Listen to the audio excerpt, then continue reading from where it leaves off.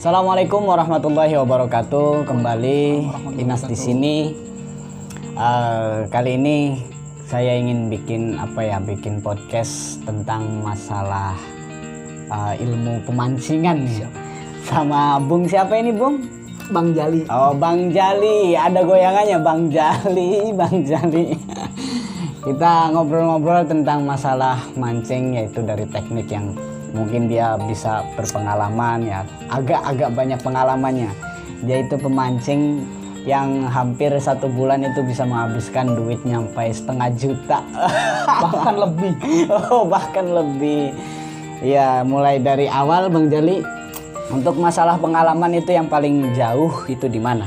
Untuk masalah Mancing di tengah kilometer 42 kalau nggak salah, itu di laut Karanglosari. Oh, Karanglosari. Itu Berangkat itu jam 11 malam, sampai spot itu jam 5 pagi, langsung mancing. Itu perjalanan ya tidur. Nah, tipsnya itu kalau mancing ke tengah itu kita pas berangkat itu harus minum obat Dramamin. Itu obat aslinya, itu obat buat orang hamil. ya, Aslinya buat orang hamil. Iya, bukan orang. Tapi malah diminum sama laki-laki. Takut dihamilin sama ikan ini. Iya.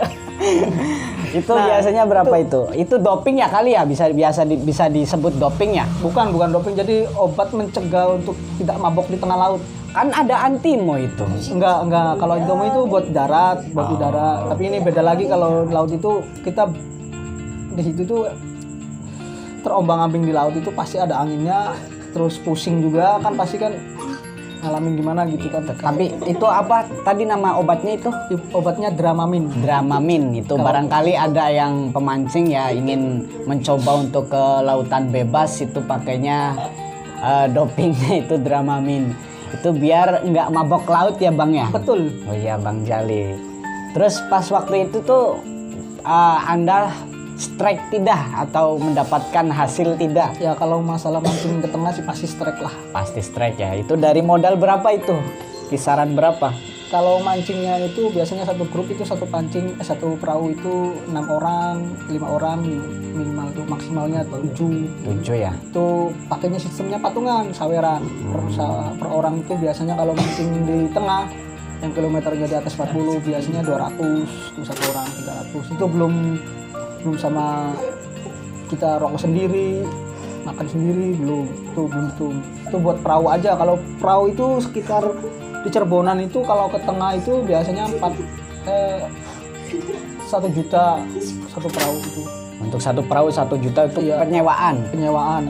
Udangnya itu biasanya 2 kilo, 1 kilonya kan di sini 100.000. 100.000 untuk udang. Berarti 12, belum makan. Makan sendiri, makan biasanya Makan patungan lagi, diambil 50 lagi. 50, berarti 1.250.000. Ya sekitar 1.400.000-an lah. 1.400.000 itu untuk per grupnya. Apa? Iya. Ya, Apa per orang? per grup seperahu. Satu perahu nyampe 1.400.000 ya. Kalau laut Cirebon itu segitu. Oh. Beda lagi kalau spotnya lebih jauh lagi, lebih kemana lagi. Spot yang lebih istimewa itu ya ke Papua, Nusa Tenggara Timur, Flores tuh biasanya Beda lagi ya. beda lagi tuh, Beda strike-nya lagi, juga dah. ikannya gede-gede. Kalau sekitaran Cirebon itu masih ya Masih agak minim sih ya, karena minimal budget lah, masih minim budget. Iya. Terus untuk pengalaman yang paling mengesankan dulu, biar nanti yang pengalaman yang buruknya nanti keduanya. Kalau mengesankan sih pasti mengesankan lah, yang namanya mancing itu kan kita bisa jalan-jalan ke laut kan sama teman-teman, sama angler yang lain.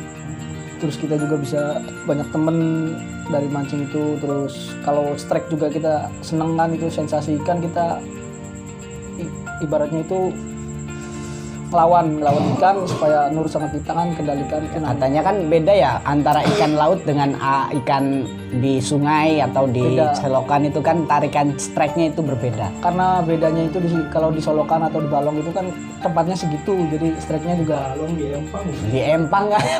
Di balong. Balong. Balong iya. Kalau di empang ya beda ya, Ya karena beda. mungkin kedalamannya airnya kedalamannya Oh, juga, tingkat kedalamannya juga. luasnya juga kan segitu paling.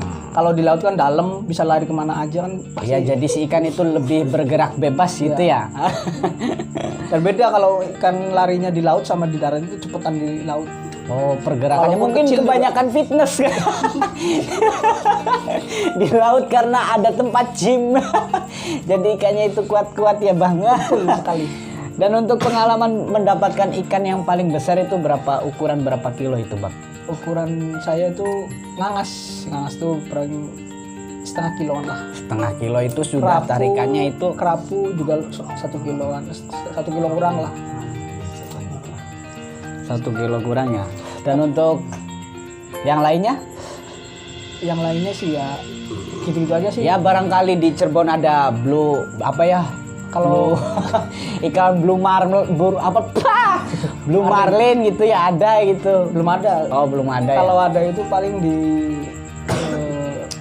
Selat Sumatera tuh. Iya, kali ada di Cirebon ikan blue marlin gitu ya. Tuh di Cirebon, adanya tuh di Cirebon tuh ya biasa lah, ngangas. Yang terus paling kerapu, gede. Ya buat terus aceng-aceng itu. talang, Ikan terus aceng-aceng ada itu tuh. Acang-acang, Ya aceng-aceng ya. yang panjang tuh. Ikan paus. Paus ikan panjang ya itu palingnya. Nah, spotnya banyak Cirebon. PLTU sekarang Cirebon ada 2. PLTU 1 sama PLTU 2. Itu yang PLTU 2 baru bangun. Nah, itu spotnya bagus. Karena baru bangun di situ kan, jadi pilar-pilarnya juga masih baru. Yang lama juga masih bagus. Kakapnya nyerang lumayan. Oh iya, kakap Kerapu. ya. Udah pernah mendapatkan kakap ukuran berapa kilo, Bang? 5 ons itu di Empang. Wah, Kok di Empang? Belum. Kan mancingnya di laut.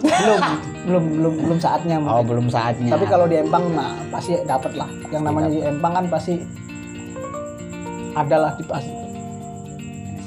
Dan untuk pengalaman tadi kan pengalaman baik ya. Ini pengalaman yang mungkin agak suka ngedon gitu, gimana Ya itu kalau yang pengalamannya? namanya pemancing pasti yang namanya nggak hasil itu pasti ada.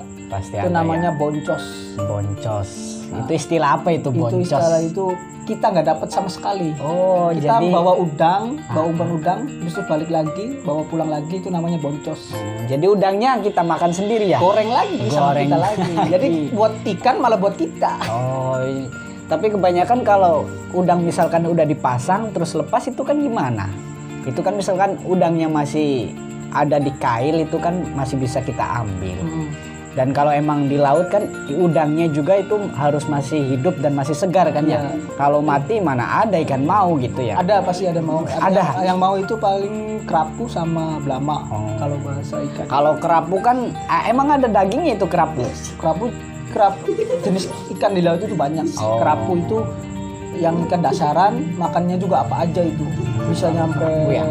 5 kilo 10 kilo kalau di laut lepas. Tapi kalau di laut sini paling 1 kiloan, setengah kiloan aja. Nah, untuk boncos ya. Istilah boncos itu untuk istilah pemancing ya. Mancing. Oh, untuk istilah pemancing itu Yang nggak boncos, dapat hasil. jadi nggak ada hasilnya sama sekali. Dan untuk apa ya, pengalaman mungkin biasanya kalau berangkat itu malam apa siang atau pagi atau gimana itu biasa? Nah, kalau mau ke perahu itu biasanya ikan itu aktivitas mulai aktifnya itu jam 5 sampai 5. jam 12. Jam 5 sampai jam 12 Nah, kalau malam tengah, apa pagi. pagi.